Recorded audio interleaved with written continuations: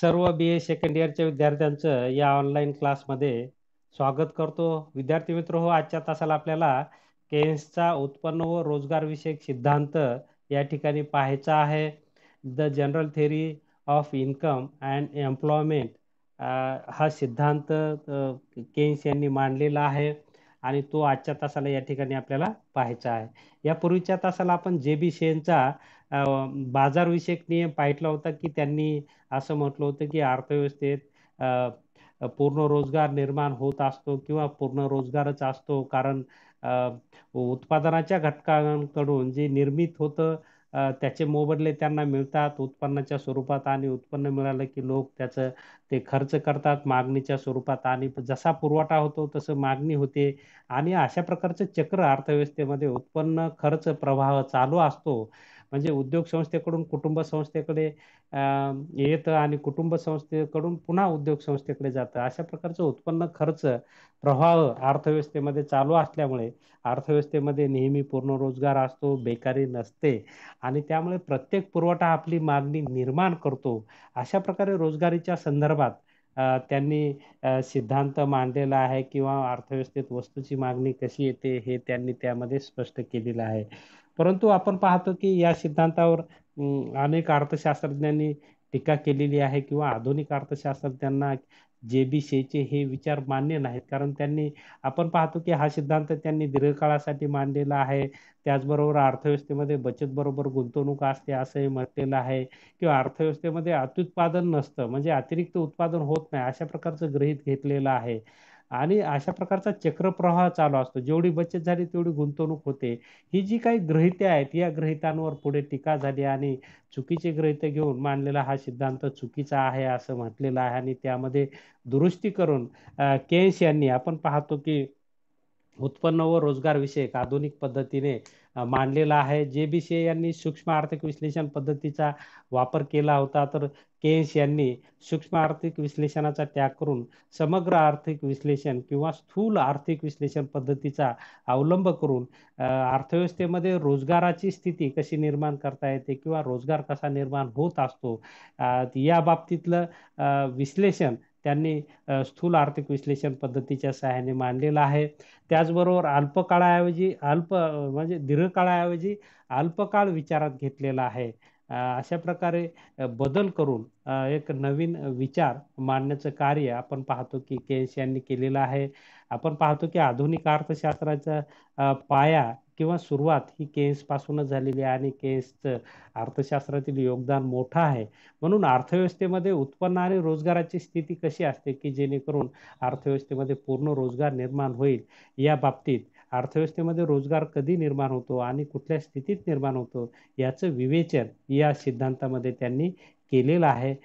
स्थूल आर्थिक विश्लेषण पद्धतीच्या सहाय्याने हे विश्लेषण किंवा हा सिद्धांत मांडलेला आपल्याला दिसून येतो. हा सिद्धांत त्यांनी 1936 मध्ये the general theory of employment, interest and money या त्यांच्या प्रसिद्ध ग्रंथामध्ये हा सिद्धांत मांडलेला आहे. केन्सने केन्सचा हा ग्रंथ आधुनिक अर्थशास्त्राच्या मांडणीसाठी मांडणी यामध्ये केलेली आहे, आणि हा ग्रंथ विशेष उपयुक्त असा असलेला आपल्याला दिसून येतो. केन्सने रोजगारीचा सामान्य सिद्धांत मांडत असताना रोजगारीची निर्मिती कशी होते, रोजगारी संबंधीचे निर्णायक घटक कोणते याबाबत सविस्तर विवेचन या सिद्धांतामध्ये त्यांनी केलेलं आहे. केन्सने सूक्ष्म विवेचनापासून फारकत घेऊन स्थूल दृष्टिकोनास महत्त्व दिलेलं आहे. तर त्यांनी त्यांच्या सिद्धांताची व्याख्या केलेली आहे की केन्सच्या मते भांडवलशाही अर्थव्यवस्थेमध्ये ज्या ठिकाणी समाजाची एकूण मागणी किंमत व एकूण पुरवठा किंमत यांची समता समानता प्रस्थापित होते, त्या ठिकाणी अर्थव्यवस्थेचे संतुलन होऊन राष्ट्रीय उत्पादन व रोजगाराची पातळी निश्चित होते असं म्हटलेलं आहे. म्हणजे केन्सचा हा सिद्धांत जो आहे उत्पन्न आणि रोजगाराचा, हा बंदिस्त अर्थव्यवस्थेसाठी आहे, आणि तो भांडवलशाही अर्थव्यवस्थेमध्ये लागू होतो. भांडवलशाही अर्थव्यवस्था यासाठी घेतलेली आहे की भांडवलशाही अर्थव्यवस्थेमध्ये उत्पादकांना कोणत्या वस्तूचं उत्पादन घ्यायचं या बाबतीतलं पूर्ण स्वातंत्र्य असतं आणि त्यामुळे उत्पादन कुठे घ्यायचं, कोणत्या वस्तूचं घ्यायचं, त्याचं उत्पादन खर्च, त्याची किंमत हे ठरवण्याचे सगळे अधिकार किंवा स्वातंत्र्य हे उत्पादकांना असते. आणि म्हणून भांडवलशाही बंदिस्त अर्थव्यवस्थेमध्ये आणि भांडवलशाही अर्थव्यवस्थेमध्ये उत्पन्न आणि रोजगाराची स्थिती कशी असते या बाबतीतलं विवेचन त्यांनी यामध्ये केलेलं आहे आणि त्यांनी त्यांच्या सिद्धांताची व्याख्या केलेली आहे की ज्या ठिकाणी म्हणजे समाजाची एकूण मागणी किंमत आणि एकूण पुरवठा किंमत यांच्यामध्ये समतोल निर्माण होतो, तर त्या स्थितीमध्ये देशातील उत्पादन आणि रोजगाराची स्थिती ही सर्वोच्च असते किंवा पूर्ण रोजगाराची स्थिती असते. अशा प्रकारे त्यांनी या ठिकाणी सिद्धांताची व्याख्या केलेली आहे. हा सिद्धांत मांडत असताना त्यांनी काही गृहीते घेतलेली आहेत. त्यामध्ये पहिलं गृहीत आपल्याला सांगता येईल की बाजारात पूर्ण स्पर्धा असते.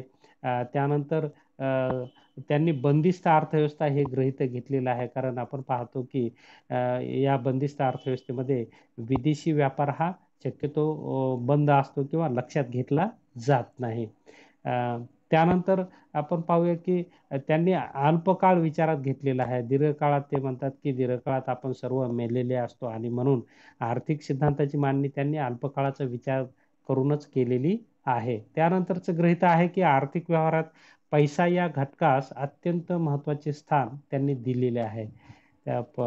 त्यानंतर भांडवलशाही अर्थव्यवस्था केन्सने विचारात घेतलेली आहे की अशा अर्थव्यवस्थेत उपभोग व उत्पादन विषयक निर्णय घेण्याचे स्वातंत्र्य उत्पादकांना असते आणि त्याचप्रमाणे सर्व अर्थव्यवस्थेत नफा नफा मिळवणे हा त्यांचा उद्देश असतो आणि नफ्यासाठी आपण पाहतो की भांडवलाची गुंतवणूक भांडवलदाराकडून होत असते.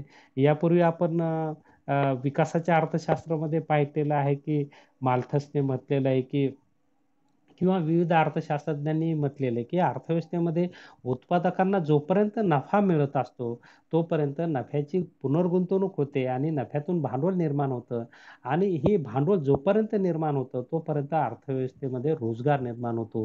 हे पूर्वीच्याही काही अर्थशास्त्रज्ञांनी सांगितलेलं आणि केन्सनेही या ठिकाणी आपला हा सिद्धांत उत्पन्न व रोजगाराचा सिद्धांत मांडत असताना भांडवलशाही अर्थव्यवस्था विकसित विचारात घेतलेली आहे आणि भांडवलशाही अर्थव्यवस्थेमध्ये उत्पादन हे नफ्याने प्रेरित असतं. ज्या वस्तूच्या निर्मितीमध्ये नफा मिळतो किंवा ज्या वस्तूमध्ये नफा आहे त्या वस्तूची निर्मिती केली जाते. नफा न मिळवून देणाऱ्या वस्तूची निर्मिती भांडवलशाही अर्थव्यवस्थेमध्ये केल्या जात नाही आणि त्या अनुषंगाने आपण पाहतो की नफ्याच्या लालसेपोटी भांडवलदारांकडून मोठ्या फार प्रमाणात भांडवलाची गुंतवणूक होत असते आणि त्या गुंतवणुकीमुळे अर्थव्यवस्थेमध्ये रोजगार निर्माण होत असतो किंवा नफा मिळावा, आपली वस्तू विकावी यासाठी वस्तूची गुणवत्ता चांगली ठेवण्याचा, वस्तूची किंमत कमी ठेवण्याचा आणि वस्तूची मागणी कशी वाढेल या अनुषंगाने उत्पादकाकडून प्रयत्न होत असतात आणि या प्रयत्नांचा शेवट आपण पाहतो की नफा मिळवण्यामध्ये होत असतो आणि नफा जोपर्यंत चालू राहतो तोपर्यंत अर्थव्यवस्थेमध्ये उत्पादकांना आणि उत्पादकाकडून उत्पन्न चांगलं घेतलं जातं, उत्पादन चांगलं घेतलं जातं आणि आपण पाहतो की तोपर्यंत अर्थव्यवस्थेमध्ये रोजगाराची स्थिती ही निर्माण होते असं आपल्याला म्हणता येईल. या सिद्धांताचे दोन भाग आहेत. जसं की त्यांनी म्हटलं की अर्थव्यवस्थेमध्ये समाजाची एकूण मागणी किंमत आणि एकूण पुरवठा किंमत ही यांच्या संतुलनाने अर्थव्यवस्थेमध्ये उत्पन्न आणि रोजगाराची स्थिती निर्माण होत असते. मग यामध्ये दोन भाग आहेत. एकूण मागणी किंमत आणि एकूण पुरवठा किंमत. आता त्यामधला पहिला भाग आपण या ठिकाणी पाहूया. एकूण मागणी किंमत. आता आपण पाहूया की केन्स यांनी रोजगारविषयक सामान्य सिद्धांतातील एक महत्त्वाची बाब म्हणजे एकूण मागणी किंमत होय. सर्व उत्पादित वस्तूंकरिता असलेली जनतेची जी एकूण मागणी असते, म्हणजे एकूण लोकसंख्येची जी मागणी असते, त्यास देशातील जनतेची एकूण मागणी असं त्यांनी म्हटलेलं आहे. म्हणजे एकूण मागणी लोकांच्या वस्तूंच्या मागणीला त्यांनी एकूण मागणी असं म्हटलेलं आहे. कोणत्याही वस्तूचे उत्पादन करण्यासाठी श्रमिकांना रोजगार देणे आवश्यक असते किंवा श्रमिकाचा आधार घ्यावा लागतो, श्रमिकाची मदत घ्यावी लागते आणि ह्या मदतीचा त्यांना मोबदला द्यावा लागतो. अशा प्रकारे देशातील रोजगाराची वस्तूच्या एकूण उत्पादनावर अवलंबून असते. म्हणजे देशाचा रोजगार हा उत्पादन व्यवस्थेवर अवलंबून असतो, की उत्पादन प्रक्रिया जिथं सुरू होते, तिथं रोजगार निर्मिती सुरू होते आणि म्हणून रोजगार अर्थव्यवस्थेमध्ये निर्माण करायचा असेल तर उत्पादनाची प्रक्रिया सुरू झाली पाहिजे. कारण या उत्पादनावरच रोजगार अवलंबून असतो. वस्तूचे उत्पादन जास्त झाले तर रोजगार जास्त होतो आणि उत्पादन कमी झाले तर रोजगार कमी मिळतो असं केन्स म्हणतात. म्हणून देशातील उत्पादनाचे परिमाण जनतेची वस्तूकरिता असलेली जी एकूण मागणी असते त्यावर अवलंबून असते. जसा रोजगार हा उत्पादनावर अवलंबून असतो, तसं उत्पादन हे लोकांकडून त्या वस्तूला येणाऱ्या मागणीवर अवलंबून असतं. म्हणून त्या वस्तूला जेवढी मागणी जास्त, तेवढं उत्पादन जास्त आणि जेवढं उत्पादन जास्त, तेवढं रोजगार जास्त, असं केन्स म्हणतो. म्हणजे देशातील उत्पादनाचे परिमाण जनतेच्या वस्तूकरिता असणारी जी एकूण मागणी असते त्यावर आधारित असते. भांडवलशाही अर्थव्यवस्था केएसने या सिद्धांतामध्ये विचारात घेतलेली आहे, की भांडवलशाही अर्थव्यवस्थेमध्ये उत्पादनविषयक निर्णय उत्पादक घेत असतात. अशा अर्थव्यवस्थेत नफ्याच्या हेतूने निर्णय घेतले जातात आणि उत्पादनविषयक निर्णय घेण्यापूर्वी जनतेची वस्तूकरिता मागणी काय आहे, नफ्याचे प्रमाण किती राहील या सगळ्या गोष्टींचा अंदाज घेत असतो आणि ज्या अवस्थेत जास्तीत जास्त नफा मिळेल तेवढे उत्पादन करण्याचा निर्णय उत्पादक घेत असतो. उत्पादनविषयक योग्य अंदाज घेतल्यानंतर त्या आधारे श्रमिकांना रोजगार प्राप्ती होते. देशातील सर्व उत्पादक संस्था उत्पादक सर्व वस्तूंकरिता असणाऱ्या एकूण मागणीचा अंदाज घेतात व त्यानुसार उत्पादनाचे निर्णय घेत असतात. उत्पादकाच्या उत्पादनविषयक निर्णयानुसार रोजगारीची पातळी ही निश्चित होत असते. सर्व वस्तूंकरिता समाजाची जी एकूण मागणी असते त्या मागणीस रोजगारीची मागणी असे म्हणतात. कशाला म्हटलं रोजगारीची मागणी? सर्व वस्तूंकरिता समाजाची जी एकूण मागणी असते त्या मागणीस रोजगारीची मागणी असे केन्सने म्हटलेले आहे. समाजात वस्तूच्या मोबदल्यात जनता जी एकूण किंमत द्यावयास तयार असते त्या त्या एकूण किमतीस म्हणजे त्यांनी एकूण किंमत असे म्हटलेलं आहे, की उत्पादकांनी निर्माण केलेल्या वस्तूला समाजाकडून जी किंमत मिळते त्या किमतीला त्यांनी एकूण किंमत असं म्हटलेलं आहे. संयोजकास अशा प्रकारच्या किमतीची अपेक्षा असते, की जी नफा मिळवून देणारी असेल, उत्पादन खर्च भरून काढणारी असेल, म्हणजे नफ्याची म्हणजे पुढे भांडवल गुंतवणूक करून देणारी किंमत असेल, अशा प्रकारच्या किमतीचा त्यांना आधार असतो किंवा अपेक्षा असते किंवा त्यानुसार उत्पादनाचे निर्णय घेत असतात असं आपल्याला म्हणता येईल. थोडक्यात एकूण किंमत म्हणजे रोजगारीच्या ठराविक परिणामासाठी एकूण मागणी किंमत ही त्या रोजगारीच्या उत्पादनाच्या विक्रीमुळे जी एकूण किंमत मिळेल अशी सर्व संयोजकाची अपेक्षा असते ती किंमत असते. उत्पादक रोजगारीच्या आधारे उत्पादन व त्यानुसार उत्पन्न किती मिळेल या बाबतीचा अंदाज घेत असतो. म्हणजे एकूण किंमत कशी असते, की उत्पादकांना अशी अपेक्षा असते की एकूण किंमत ही नफा मिळवून देणारी असावी, उत्पादन खर्च भरून काढणारी असावी. नफा मिळवून देणारी एकूण किंमत जर असेल तर अर्थव्यवस्थेमध्ये मोठ्या फार प्रमाणात उत्पादन घेतलं जातं आणि त्यामुळे रोजगार प्राप्ती होते आणि त्यामुळे आपण पाहतो की रोजगार प्राप्ती झाल्यामुळे लोकांच्या उत्पन्नात वाढ होते. लोकांच्या उत्पन्नात वाढ झाल्यामुळे लोक मागणी करतात आणि लोकांची मागणी वाढली तर उत्पादकाच्या उत्पादनाला मागणी वाढते म्हणजे आणि त्यामुळे उत्पादकांना नफा मिळतो आणि हे चक्र अर्थव्यवस्थेमध्ये जोपर्यंत चालू राहतं तोपर्यंत आपण पाहतो की अर्थव्यवस्थेमध्ये रोजगाराची स्थिती ही निर्माण होत असते. केन्सच्या मते अर्थव्यवस्थेत रोजगाराची पातळी ज्या प्रमाणात वाढत असते त्या प्रमाणात उत्पादन वाढते. पहा, ज्या प्रमाणात रोजगारीची पातळी वाढते त्या प्रमाणात उत्पादन, कारण आपण पाहतो रोजगारीतून लोकांना उत्पन्न मिळतं आणि उत्पन्नातून लोकांची मागणी वाढते आणि आलेल्या मागणीच्या प्रमाणात पुरवठा करण्यासाठी उत्पादनही उत्पादकाकडून वाढवलं जातं व पर्यायाने एकूण मागणी किंमतही वाढते. आणि जर रोजगाराची पातळी घटली तर त्यामुळे उत्पादन व पर्यायाने मागणी किमतीतही घट होते.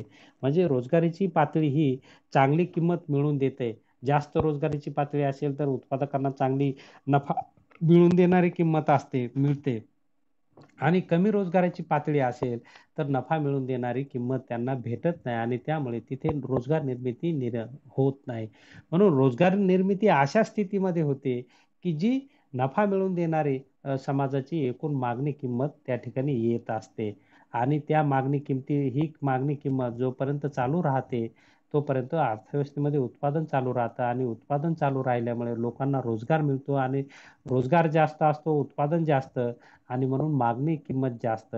तर अशा प्रकारे हे चक्र म्हणजे अर्थव्यवस्थेमध्ये उत्पन्न आणि रोजगाराची स्थिती समाजाच्या एकूण मागणी किमतीवर अवलंबून असते. ही जेवढी जास्त असेल तेवढा रोजगार जास्त असतो, तेवढं उत्पादन जास्त म्हणून रोजगार जास्त आणि रोजगार जास्त म्हणून एकूण मागणी किंमत जास्त. तर अशा प्रकारे अर्थव्यवस्थेमध्ये ही चक्रकार प्रवाह असा आपल्याला असलेला या ठिकाणी दिसून येतो आणि हे जोपर्यंत चालू राहतं म्हणजे अर्थव्यवस्थेमध्ये उत्पादकाला एकूण मागणी किंमत ही नफा मिळवून देणारी जोपर्यंत असते तोपर्यंत अर्थव्यवस्थेमध्ये मोठ्या फार प्रमाणात रोजगार निर्माण होतात आणि अर्थव्यवस्थेमध्ये मोठ्या फार प्रमाणात रोजगार निर्माण झाले तर समाजाची एकूण मागणी किंमत वाढते आणि उत्पादनही वाढतं. म्हणजे उत्पादन जास्त तर रोजगार जास्त तर मागणी किंमत जास्त म्हणून नफा जास्त म्हणून गुंतवणूक जास्त म्हणून उत्पादन जास्त म्हणून पुन्हा रोजगार जास्त. अशा प्रकारची स्थिती किंवा वातावरण अर्थव्यवस्थेमध्ये असायला पाहिजे की जे अर्थव्यवस्थेमध्ये उत्पादन आणि रोजगाराची स्थिती ठरवून देणारं असतं असं केन्स यांनी म्हटलेलं आहे. आणि म्हणून अर्थव्यवस्थेमध्ये उत्पन्न आणि रोजगार निर्माण करायचा असेल तर समाजाची एकूण मागणी किंमत ही महत्वाची असते. ही मागणी किंमत उत्पादकांना नफा मिळवून देणारी असावी की ज्यामुळे अर्थव्यवस्थेमध्ये उत्पादनाचं प्रचंड प्रमाणात वाढेल आणि त्याबरोबर रोजगारीचंही प्रचंड प्रमाण वाढेल असं केन्स म्हणतात. आता दुसरा भाग आपण सिद्धांताचा या ठिकाणी पाहूया. एकूण पुरवठा किंमत, टोटल सप्लाय प्राइस. एकूण पुरवठा किंमत अर्थव्यवस्थेतील उत्पादनाची पातळी एकूण पुरवठा किमतीवर अवलंबून असते. पुरवठा किंमत ज्या प्रमाणात उत्पादकास मिळते त्या प्रमाणात वस्तूचा पुरवठा होत असतो.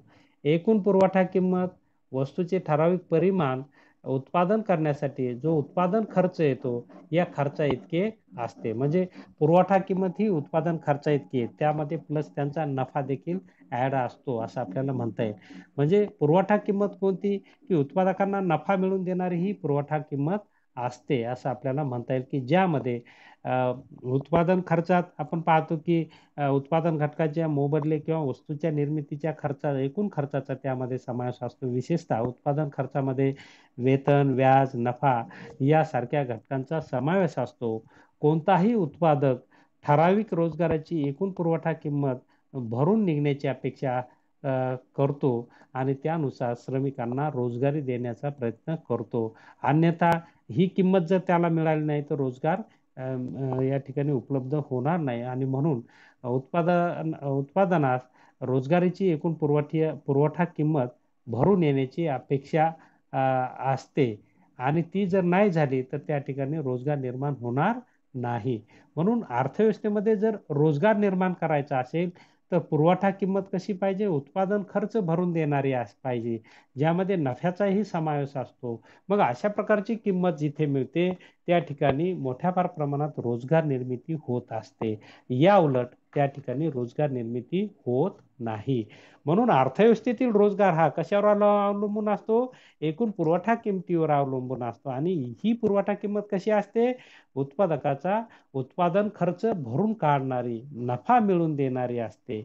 आणि म्हणून उत्पादकाच्या उत्पादनाला जोपर्यंत एकूण पुरवठा किंमत ही चांगली मिळते, नफा मिळवून देणारी असते, उत्पादन खर्च भरून काढणारी असते तोपर्यंत अर्थव्यवस्थेमध्ये रोजगार निर्मिती होत असते आणि त्याचं प्रमाण जास्त असतं.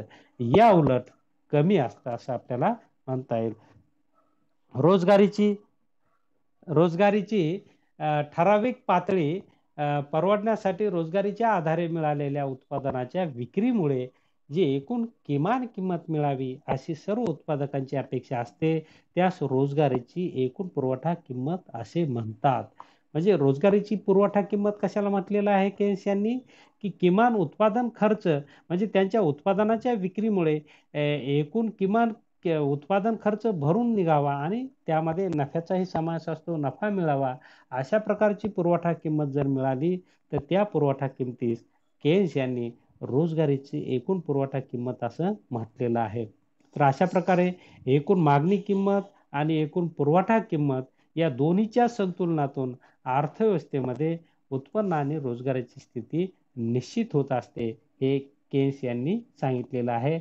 आता अर्थव्यवस्थेचा आपण तिसरा मुद्दा या सिद्धांताचा अर्थव्यवस्थेचे संतुलन हा मुद्दा पाहूया, की एकूण मागणी किंमत. आता तुमच्या लक्षात आलं असेल की एकूण मागणी किंमत काय कशाला म्हणायचं आणि ती कशावर अवलंबून असते. एकूण पुरवठा किंमत कशाला म्हणायचं आणि ते कशावर अवलंबून असतं. आणि या दोन्हीच्याही संतुलनातून अर्थव्यवस्थेमध्ये ज्या ठिकाणी एकूण मागणी किंमत आणि एकूण पुरवठा किंमत एकमेकांना हे दोन्ही वक्र छेदतात, त्या ठिकाणी आपण पाहतो की अर्थव्यवस्थेमध्ये उत्पन्न आणि रोजगाराची स्थिती निश्चित होत असते किंवा त्या ठिकाणी ती सर्वोच्च असते असं आपल्याला म्हणता येईल. की एकूण मागणी किंमत व एकूण पुरवठा किंमत अशा दोन्हीच्या आधारे अर्थव्यवस्थेचे संतुलन होत असते. केन्सच्या रोजगारीच्या सामान्य सिद्धांतातील एकूण मागणी किंमत व एकूण पुरवठा किंमत हे दोन महत्वाचे घटक आहेत. अर्थव्यवस्थेच्या संतुलनाच्या दृष्टीने या दोन्ही बाजू महत्वपूर्ण मानण्यात येतात. ज्या अवस्थेत एकूण मागणी किंमत ही एकूण पुरवठा किमतीबरोबर असते, त्यावेळी अर्थव्यवस्थेचे संतुलन होत असते. अशा संतुलनाच्या अवस्थेत रोजगारीची पातळी निश्चित होत असते. रोजगारीच्या ठराविक पातळीला एकूण पुरवठा किंमत ही एकूण मागणी किमतीपेक्षा, आपण पाहतो की रोजगारीच्या ठराविक पातळीला एकूण पुरवठा किंमत ही मागणी किमतीपेक्षा जास्त असेल तर त्या परिस्थितीत श्रमिकांना रोजगार देणे उत्पादकांना परवडत नाही. म्हणजे पुरवठा किंमत ही कमी आणि मागणी किंमत म्हणजे एकूण पुरवठा किंमत ही एकूण मागणी किमतीपेक्षा जास्त असेल. म्हणजे पुरवठा किंमत जास्त असेल मागणी किमतीपेक्षा, तर उत्पादकाला आपण पाहतो की नफा मिळवून देणारी किंमत मिळत नाही आणि त्यामुळे अर्थव्यवस्थेमध्ये रोजगार निर्माण होणार नाही. या उलट जेव्हा पुरवठा किंमत ही जेव्हा पुरवठा किंमत उत्पादनाचा अपेक्षित खर्च जास्त येईल व उत्पादकास नुकसान सहन करावं लागेल, अशा वेळेस रोजगार पातळी कमी होईल. परंतु ज्यावेळी एकूण पुरवठा किंमत ही एकूण मागणी किमतीपेक्षा कमी असते, म्हणजे मागणी किंमत ही जास्त असते पुरवठा किमतीपेक्षा, तर त्यावेळी उत्पादकास अधिक नफा मिळतो. म्हणजे पुरवठा किंमत कमी आणि मागणी किंमत जास्त, या दोन्ही जेवढा फरक जास्त असेल तेवढा उत्पादकाला नफा अधिक मिळेल आणि नफा मिळाल्यामुळे आपण पाहतो की रोजगार निर्माण होत असतो. म्हणून प्रत्येक उत्पादकाची ही अपेक्षा असते की नफा मिळवून देणारी मागणी किंमत मिळाली पाहिजे, म्हणून पुरवठा किंमत कमी पाहिजे. एकूण पुरवठा किंमत कमी असली आणि मागणी किंमत जास्त असेल तर उत्पादकांना नफा मिळतो आणि ही नफा मिळवून देणारी किंमत अर्थव्यवस्थेमध्ये रोजगार उपलब्ध करून देते. आणि म्हणून केन्स असं म्हणतो की जोपर्यंत पुरवठा किंमत ही कमी असते आणि मागणी किंमत जास्त असते, तोपर्यंत अर्थव्यवस्थेमध्ये रोजगार निर्माण होत असतो किंवा तर ती रोजगाराची पातळी या ठिकाणी त्या स्थितीवर रोजगाराची स्थिती अवलंबून असते असं केन्स म्हणतात. संतुलनाच्या अवस्थेत राष्ट्रीय उत्पादन व रोजगारीची अशा दोन्ही बाबी निश्चित होत असतात. केन्सच्या मते अर्थव्यवस्थेत अल्पकालीन संतुलन निर्माण होत असते. देशातील एकूण रोजगारीची पातळी निश्चित करण्याच्या दृष्टीने अल्पकालीन संतुलन महत्वाचे असते. अर्थव्यवस्थेच्या अल्पकालीन संतुलन अवस्थेमध्ये जी एकूण मागणी असते त्या मागणीस केन्सने प्रभावी मागणी असं म्हटलेलं आहे. आता पहा, प्रभावी मागणी हा घटक खूप महत्वाचा आहे की केन्स यांनी एकूण मागणी किंमत जास्त केव्हा असते की जेव्हा अर्थव्यवस्थेमध्ये प्रभावी मागणी असते, आणि एकूण मागणी किंमत ही पुरवठा किमतीपेक्षा जास्त जेव्हा असते तेव्हा उत्पादकास नफा प्राप्त होतो आणि नफा मिळवून देणारी किंमत ही अर्थव्यवस्थेमध्ये रोजगार निर्माण करते. म्हणजे अर्थव्यवस्थेत जर रोजगार निर्माण करायचा असेल तर प्रभावी मागणी हा घटक खूप महत्वाचा आहे, केन्स म्हणतात. म्हणजे जोपर्यंत अर्थव्यवस्थेमध्ये प्रभावी मागणी असते, प्रभावी मागणी म्हणजे नफा मिळवून देणारी एकूण किंमत असते, म्हणजे म्हणजे समाजाची एकूण मागणी किंमत ही जास्त असते पुरवठा किमतीपेक्षा. त्याला प्रभावी मागणी असं म्हटलेलं आहे, की समाजाच्या अर्थव्यवस्थेमध्ये जोपर्यंत प्रभावी मागणी असते, तोपर्यंत अर्थव्यवस्थेमध्ये रोजगाराची स्थिती ही चांगली असते किंवा जास्त प्रमाणात रोजगार निर्माण होत असतो. आणि म्हणून अर्थव्यवस्थेमध्ये रोजगार निर्माण करायचा असेल, तर प्रभावी मागणीत वाढ झाली पाहिजे, असं केन्स म्हणतात. केन्सचा सिद्धांत हा प्रभावी मागणीवर अवलंबून आहे. रोजगारीची पातळी ही प्रभावी मागणीने निश्चित होत असते. त्यामुळे या सिद्धांताला प्रभावी मागणीचा सिद्धांत असेही म्हटले जाते. एका ठराविक वेळी देशातील उत्पन्न व रोजगाराची पातळी ही प्रभावी मागणीवर अवलंबून असते. त्यामुळे जर प्रभावी मागणी वाढली, तर त्यामुळे देशातील उत्पादन, उत्पन्न व रोजगारीच्या पातळीत वाढ होईल. आणि जर प्रभावी मागणीत घट झाली, तर मात्र देशातील उत्पादन, उत्पन्न व रोजगाराच्या पातळीत घट होते. ज्या अवस्थेमध्ये वस्तू व सेवांकरिता असलेली एकूण मागणी ही पुरवठ्याबरोबर असते, त्या ठिकाणी प्रभावी मागणी ठरत असते. अर्थव्यवस्थेमध्ये प्रभावी मागणीने रोजगार नियंत्रित होत असतो आणि म्हणूनच रोजगारीची पातळी ज्या घटकावर खऱ्या अर्थाने अवलंबून असते, तो घटक म्हणजे प्रभावी मागणी होय. प्रभावी मागणीची ज्यावेळी देशात कमतरता असते, त्यावेळी बेकारीची अवस्था निर्माण होते. केन्सच्या मते उपभोग व गुंतवणुकीची पातळी वाढविली तर त्यामुळे प्रभावी मागणी देखील वाढते. म्हणून खाजगी गुंतवणुकीबरोबर सरकारी गुंतवणूक देखील वाढणे आवश्यक असते.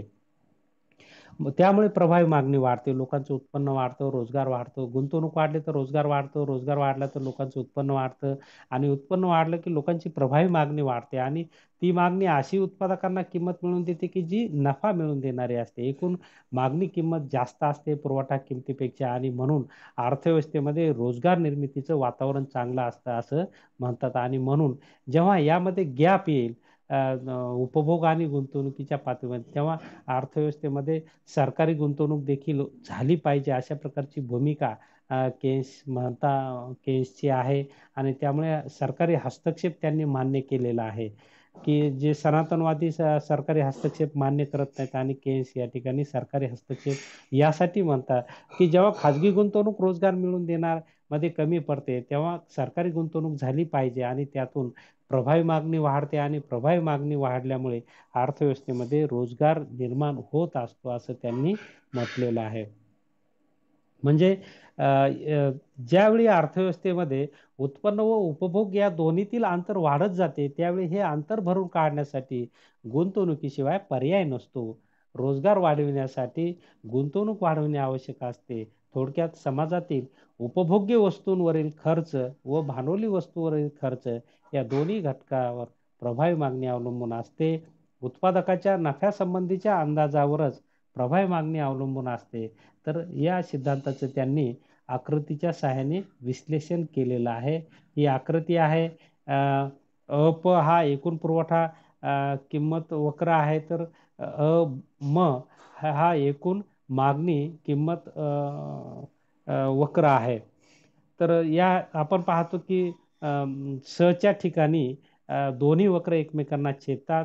त्या ठिकाणी रोजगाराची पातळी, उत्पन्न व रोजगाराची पातळी निर्माण होते. अर्थव्यवस्थेमध्ये आपण पाहूया की च्या अगोदरची स्थिती कशी आहे, की यामध्ये मागणी ही म्हणजे वाढते आणि पुरवठा कमी आहे. म्हणजे पुरवठा किंमत कमी आहे, मागणी किंमत जास्त आहे. म्हणून ते पर्यंत आपण पाहतो की नफा मिळवून देणारी किंमत असते आणि म्हणून अर्थव्यवस्थेमध्ये मोठ्या फार प्रमाणात रोजगार वाढ होते, जो की वरून क 1 पर्यंत रोजगारीत वाढ होते. म्हणून जोपर्यंत अर्थव्यवस्थेमध्ये पुरवठा किंमत कमी असते मागणी किमतीपेक्षा, तोपर्यंत अर्थव्यवस्थेमध्ये आपण पाहतो की रोजगार निर्माण होतो आणि ती अवस्था आकृतीमध्ये क 1 एवढा रोजगार किंवा ई या पातळीला निर्माण होत असतो. म्हणून अर्थव्यवस्थेमध्ये दोन्ही वक्र हे एकमेकांना सबिंदू छेदतात आणि सबिंदूपर्यंत अर्थव्यवस्थेमध्ये ही एकूण मागणी किंमत जास्त असते पुरवठा किमतीपेक्षा. म्हणून अर्थव्यवस्थेत रोजगार निर्मिती वरून क 1 पर्यंत वाढते. परंतु सबिंदूच्या पुढे आपण पाहतो की पुरवठा किंमत ही जास्त असते मागणी किमतीपेक्षा आणि म्हणून या ठिकाणी उत्पादकांना तोट्याची स्थिती निर्माण होते आणि त्यापुढे रोजगार निर्माण होत नाही असं आपल्याला दिसून येईल. म्हणून अर्थव्यवस्थेमध्ये केन्सच्या मते अर्थव्यवस्थेमध्ये जर रोजगार निर्माण करायचा असेल तर पुरवठा किंमत कमी पाहिजे मागणी किमतीपेक्षा किंवा पुरवठा किमतीपेक्षा मागणी किंमत ही जास्त पाहिजे आणि ती नफा मिळवून देणारी असते. म्हणून अर्थव्यवस्थेमध्ये उत्पादकांना जोपर्यंत नफा मिळतो तोपर्यंत अर्थव्यवस्थेमध्ये प्रचंड प्रमाणात नफा मिळतो किंवा रोजगार हा त्या त्या किमतीवर अवलंबून असतो. एकूण मागणी किंमत ही जोपर्यंत नफा मिळवून देणारी असते तोपर्यंत अर्थव्यवस्थेमध्ये रोजगार मिळतो आणि आपण पाहतो की पुरवठा किंमत ही कमी असेल मागणी किमतीपेक्षा तर त्या ठिकाणी रोजगार निर्माण होत असतो आणि जेव्हा पुरवठा किंमत वाढते मागणी किमतीपेक्षा त्या ठिकाणी मात्र रोजगार निर्माण होत नाही कारण ती किंमत उत्पादकांना नफा मिळवून देत नाही तोटा देते आणि तोट्याच्या स्थितीमध्ये अर्थव्यवस्थेमध्ये रोजगार निर्माण होत नाही. म्हणून केन्स म्हणतात की उत्पादकांना नफा मिळवून द्यायचा असेल तर अर्थव्यवस्थेमध्ये प्रभावी मागणी आली पाहिजे. म्हणून प्रभावी मागणी जेवढी जास्त तेवढा रोजगार जास्त आणि म्हणून उपभोग आणि गुंतवणुकीतील जो गॅप आहे उपभोग कमी झाला तर रोजगार कमी होतो. आपण पाहतो लोकांचा उपभोग वाढवायचा असेल तर खाजगी गुंतवणुकीबरोबर सरकारी गुंतवणूक वाढली पाहिजे. उपभोग आणि गुंतवणुकीतील अंतर कमी झालं पाहिजे आणि हे सरकारी गुंतवणुकीतून अंतर कमी करायचं आणि जेणेकरून गुंतवणूक वाढण्यामुळे अर्थव्यवस्थेमध्ये रोजगार वाढेल. रोजगार वाढल्यामुळे प्रभावी मागणी वाढेल. प्रभावी मागणी वाढल्यामुळे अर्थव्यवस्थेमध्ये पुरवठा किमतीपेक्षा एकूण मागणी किंमत ही जास्त असेल आणि ती नफा मिळवून देणारी असेल. अशा स्थितीत अर्थव्यवस्थेमध्ये उत्पादन पातळी सर्वोच्च असते आणि रोजगाराची पातळी ही सर्वोच्च असते. अशा प्रकारे केन्स यांनी अर्थव्यवस्थेमध्ये उत्पन्न आणि रोजगाराची स्थिती ही समाजाची एकूण मागणी किंमत आणि समाजाची एकूण पुरवठा किंमत यांच्या संतुलनाने ठरत असते.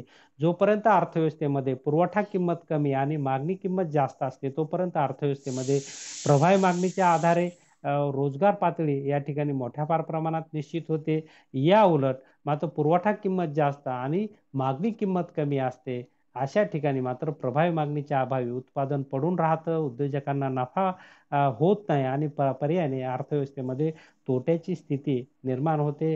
बेकारीची स्थिती निर्माण होते. बेकारी येते आणि म्हणून बेकारी येऊ नये यासाठी शासनाने खाजगी क्षेत्राबरोबर सरकारी गुंतवणूक केली पाहिजे आणि उत्पन्न आणि उपभोगातील आणि गुंतवणुकीतील अंतर या गुंतवणुकीद्वारे हे उत्पन्न आणि उपभोगातील अंतर कमी केलं पाहिजे आणि म्हणून सरकारची ही भूमिका रोजगार निर्मितीमध्ये महत्वाची असते असं केन्स म्हणतात. तर अशा प्रकारे आकृतीच्या सहाय्याने त्यांनी विश्लेषण केलेलं आहे. यामध्ये आपल्याला केन्सच्या सिद्धांताची काही वैशिष्ट्ये पाहावयास मिळतात की केन्स यांनी सनातनवाद्यांपेक्षा वेगळी भूमिका मांडलेली आहे. अल्पकाळाच्या सहाय्याने विश्लेषण केलेलं आहे. पैशाचा अर्थव्यवस्थेशी संबंध त्यांनी जोडलेला आहे. त्याचबरोबर प्रभावी मागणी हा एक घटक त्यांनी महत्वाचा लक्षात घेतलेला आहे. हे सर्व घटक लक्षात घेऊन अर्थव्यवस्थेमध्ये रोजगाराची उत्पन्न व रोजगाराची स्थिती ही प्रभावी मागणीवर अवलंबून असते. प्रभावी मागणी जेवढी जास्त तेवढा अर्थव्यवस्थेमध्ये रोजगार जास्त असं त्यांनी म्हटलेलं आहे आणि प्रभावी मागणी कमी तो रोजगार कमी. म्हणून प्रभावी मागणी वाढवण्यासाठी खाजगी गुंतवणुकीबरोबर सरकारी गुंतवणूक होणे महत्वाचे आहे. जेणेकरून अर्थव्यवस्थेमध्ये या ठिकाणी पुरवठा किंमत ही कमी राहील एकूण मागणी किमतीपेक्षा आणि मागणी किंमत जास्त राहिली तर उत्पादकांना नफा मिळेल आणि नफा मिळाल्यामुळे अर्थव्यवस्थेमध्ये आपण पाहतो की रोजगाराची स्थिती निर्माण होत असते. जोपर्यंत मागणी किंमत ही जास्त असते पुरवठा किमतीपेक्षा तोपर्यंत अर्थव्यवस्थेमध्ये रोजगार निर्माण होतो. या उलट मागणी किंमत कमी आणि पुरवठा किंमत जास्त असेल तर रोजगार त्या स्थितीमध्ये निर्माण होत नाही. म्हणून अर्थव्यवस्थेमध्ये या बिंदूच्या ठिकाणी दोन्ही वक्र एकमेकांना जिथे छेदतात त्या ठिकाणी पूर्ण रोजगार निर्माण होत असतो आणि अशा स्थितीमध्ये आपण पाहतो की अर्थव्यवस्थेचे संतुलन होत असते आणि या बिंदूला अर्थव्यवस्थेमध्ये रोजगाराची स्थिती निश्चित होत असते असं केन्स यांनी म्हटलेलं आहे. तर या सिद्धांतावर काही टीकाही केल्या जातात की त्यांच्या गृहीतांवर टीका केल्या जातात की बंदिस्त अर्थव्यवस्था ही गृहीत घेतलेली आहे. आज मुक्त व्यापार आहे त्याचबरोबर पूर्ण स्पर्धेचा आधार घेतलेला आहे, परंतु पूर्ण स्पर्धा कुठेही नाही.